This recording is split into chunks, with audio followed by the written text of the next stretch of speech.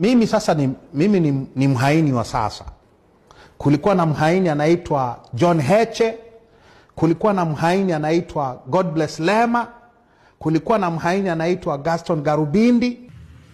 Msimamo huu unaashiria uasi. Ni kweli.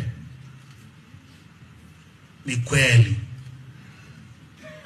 Kwa sababu tunasema tutazuia uchaguzi. Tutahamasisha uasi.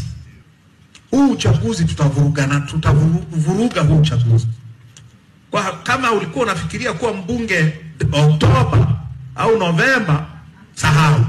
Na mimi nilikuwa nafikiria urais. Na mimi nilikuwa nafikiria urais. Nimtiania. Nimesahau. Au kama ulikuwa unafikiria udiwani Novemba, sahau. Kwa sababu tunaenda kukinukisha vibaya sana. Tukikinukisha vile tutaumia. Ni kweli.